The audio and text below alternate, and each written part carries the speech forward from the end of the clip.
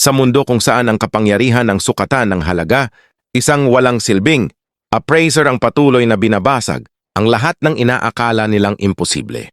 Sa episode na ito, makikita natin ang isang emosyonal na muling pagkikita at isang masayang simula para sa isang pamilya na muling nabuo. Ano nga ba ang susunod na hakbang para kay Ain at sa kanyang mga kasama? Tara't balikan natin ang mga kaganapan sa episode 12 ng Even given the worthless appraiser class, I'm actually the strongest. Nagsimula ang eksena sa isang malungkot na si May na umiiyak. Agad siyang nilapitan ni Ain at sinubukang patahanin, ngunit mas lalo lang siyang napaiyak. Biglang dumating si Yuri, at nang makita ito ni May, agad siyang tumigil sa pag-iyak at yumakap ng mahigpit kay Yuri. Masaya si May sa muling pagkikita nila. Nilapitan niya si Alice at sinabing matagal na silang hindi nagkita. Bilang tanda ng pagmamahal, binigyan ni May sina Alice, Pina at Yuri ng bulaklak. Binalik naman ni Yuri ang bulaklak kay May at isinabit ito sa tainga ng bata na lalo niyang ikinatuwa. Makikita ang masayang pag-uusap ni na May, Yuri, Kirsch at Pina muling nagkakasama bilang magkakapatid. Dumating si Ain at tuwang-tuwa sa pagkalma ni May. Pinakilala siya ni Yuri bilang mabuting tao na tumalo sa isang masamang demonyo. Humingi ng paumanhin si May kay Ain dahil una niya itong napagkamalang masama. Sa huli, sinabi niyang gusto niyang umupo sa hita ni Ain. Pinayagan siya ni Ain, hinimas niya ang ulo nito at nagpakarga pa sa kanya. Tumalon ng mataas si Ain habang buhat si May. Akala ni Yuri ay iiyak si May, pero kabaligtaran ng nangyari, napangiti siya, nag-e-enjoy sa ginawa ni Ain. Sinabi ni May na gusto niyang sumama kina Ain. Tinanong ni Ain si Kirsch kung ayos lang ba ito. Sagot ni Kirsch, kung yan ang nais ng kapatid ko, rerespetuhin ko ito. Ngunit inusisa ni Ain si Kirsch dahil alam niyang gusto rin nitong makasama ang mga kapatid. Ipinangako ni Ain na mag-iiwan siya ng clone sa Yggdrasil upang bantayan ito. Sa pagkakataong iyon, ipinakita ni Kirsch ang kanilang spirit core ni May kay Ain. Nagpasya si Kirsch na sumama rin. Tuwang-tuwa sina Yuri at Pina. Ipinangako ni Ain na poprotektahan ang Yggdrasil ni May, kaya huwag itong mag-alala. Taos-pusong nagpasalamat si May kay Ain. Biglang niyakap ni Yuri si Ain, nagpasalamat sa lahat ng ginawa niya at inamin, mahal niya si Ain.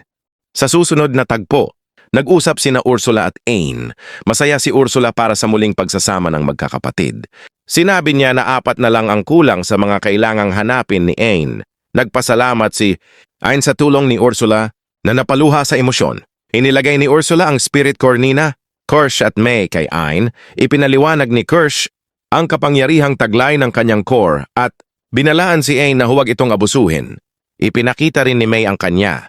Tinuruan ni Ursula si Ain kung paano gamitin ang mga kapangyarihang iyon. Samantala, sa Demon Castle, nagkakatipo ng mga demonyo at pinag-uusapan ang tungkol kay Ain, isang babala sa hinaharap. Bumalik ang eksena sa grupo ni na Ain na abala sa paglilinis ng kastilyo. Magkasama sa paglilinis sina Ain at Alice.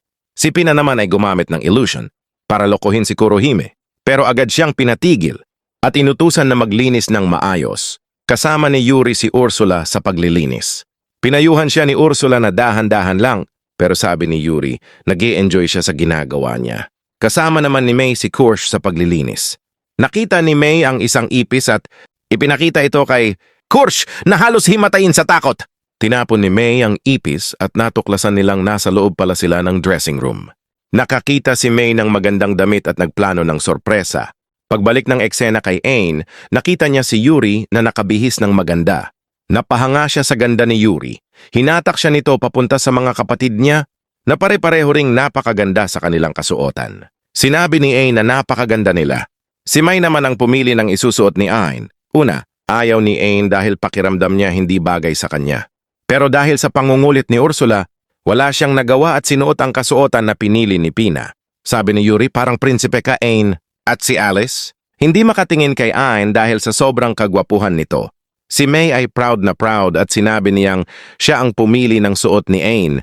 Sinimulan ni Yuri ang sayawan at niyaya si Ain at Alice. Sabi niya, mas masaya ang party pag mas marami ang sumasayaw.